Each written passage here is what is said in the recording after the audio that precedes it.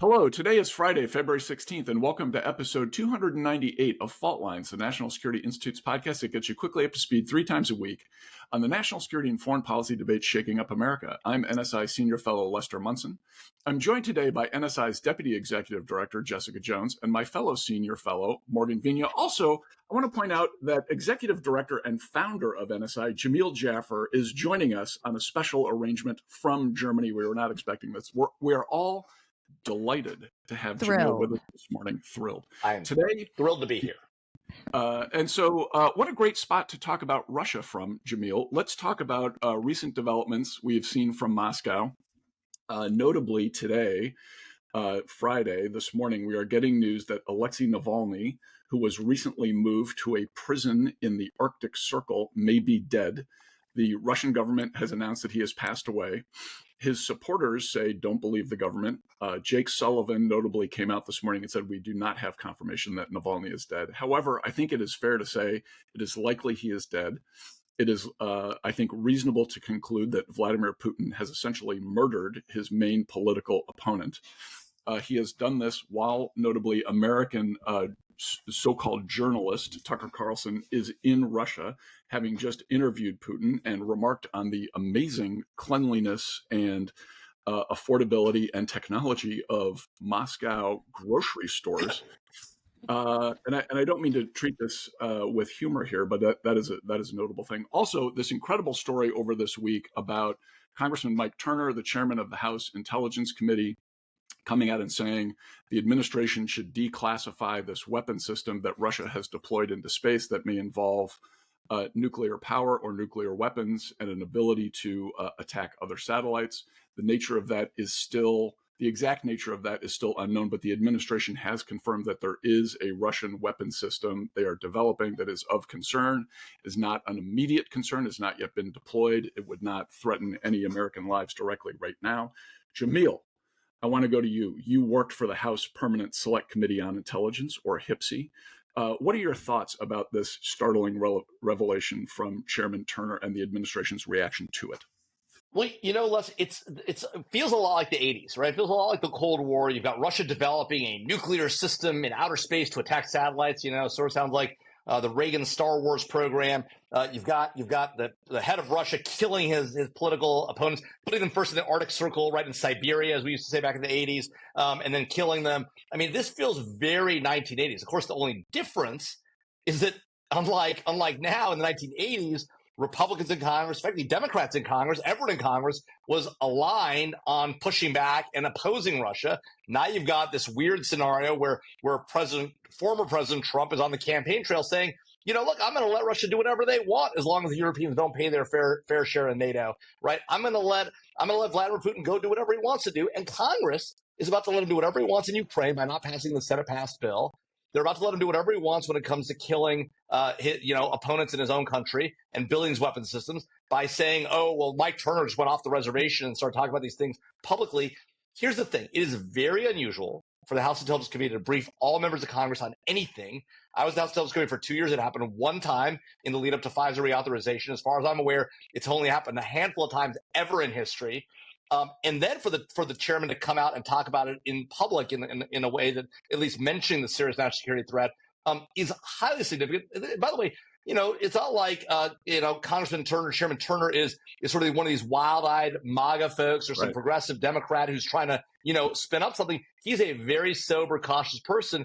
He made a clear decision to talk about what he thought was a very serious threat to our country. Even keeping it classified. So I worry a lot about what's going on right now, and I worry that Congress, because of our own domestic politics, isn't ready to act, and that's embarrassing and troubling for our nation. Jones, this news about the weapon system and about Navalny comes as the House of Representatives has now received from the Senate an aid package to help Ukraine, also Israel and Taiwan. But the big controversial issue really is assistance to Ukraine. What are your thoughts about how these developments could impact what the House is going to do with respect to aid to Ukraine? I mean, I just want to step back for 1 second to Jamil's point. I think that if I was an average American reading the newspaper, I would have, if I had faith in Congress, in our political leaders, I'd have even less today, right? You have this back and forth. You've got a vague national security threat. who knows what that means, right? Before the White House came out, you've got members of Congress, including his own party leadership, the House leadership saying it's not a threat. Americans, literally the clip from Mike Johnson is, you don't have to worry. There's nothing to worry about, which to me is concerning if I ever saw a political leader say that. And you have other Congress, folks saying they've been tracking the issue.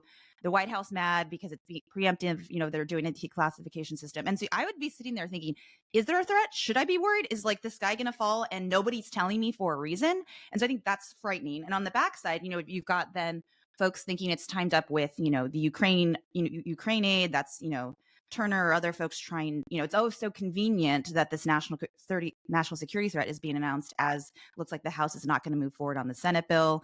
There's also the Pfizer reauthorization. And so there's a lot of folks that are seeing ties in between that. There's also talk on the Hill on slimmed down versions of aid going to Ukraine or Israel. And so it's really hard, to know what the House is going to do. But there is now this issue that wasn't here at the start of the week that's weighing down. And so, Tucker Carlson aside, I'm hoping Congress isn't paying attention to that grocery store clip, but they can't really get out of this conversation right now when it comes to anti-satellite capabilities. Morgan, what's your reaction to this amazing news that food is very affordable in Moscow and they have the technology you can unplug the cart and use a cart to gather your food, and then you can scan the items before you pay for them. What are your thoughts about Tucker Carlson today? Yeah, I'm not going to dignify that. Oh, okay. No, I'm not going to go there.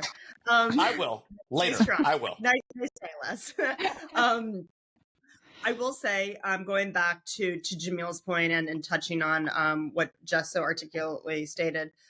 Look, what is old is new again. I think in foreign policy in this past week, Mike Turner is a longtime supporter of U.S. assistance to Ukraine. That is no surprise. He was just led a delegation to Ukraine early in February. He's now back. He's headed off to Munich. I do think this was a very interestingly timed announcement. He comes back from Ukraine. He gets this intelligence.